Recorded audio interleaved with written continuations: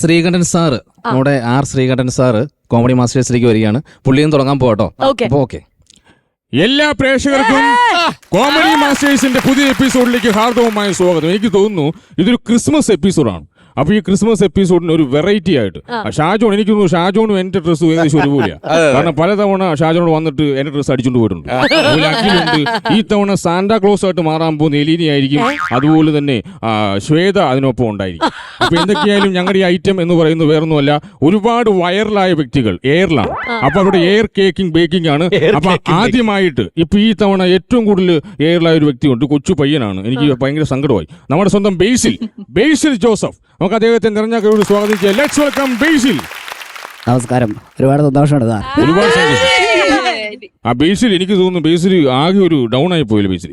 അല്ല, സത്യം പറഞ്ഞാൽ ഞാനിപ്പോ മൊത്തത്തിൽ ഡൗൺ ആണ്. കാരണം എന്റെ ഒരു വീഡിയോ കടന്ന് വൈറലായിക്കൊണ്ടിരിക്കുകയാണ്. കാരണം വേറൊന്നുമല്ല, ഇങ്ങനെ കൈ കൊടുക്കുന്നത് ഇങ്ങനെ പോയി കഴിഞ്ഞു. അതെ. അപ്പൊ ഞാൻ മൊത്തത്തിൽ വൈറലായി. അത് ടോവി ആയാലും രാജുവേട്ടനായാലും ഇപ്പൊ നസ്രി അടക്കം എന്നെ ട്രോളി അങ്ങ് കൊല്ലാണ്. ട്രോളി കൊന്നോണ്ടിരിക്കുകയാണ്. എനിക്ക് തോന്നുന്നു ആ ബേസിലിന് ഞാൻ ഒരു ഷെയ്ക്കേണ്ടി വന്നിരിക്കാം. അപ്പൊ ഇത് കഴിഞ്ഞിട്ട് എല്ലാവരും ഷെയ്ക്കേണ്ടി തരും. അതെ, എനിക്ക് ഇതെല്ലാവരും കഴിഞ്ഞിട്ട് ഷെയ്ക്കേണ്ടി വരണം.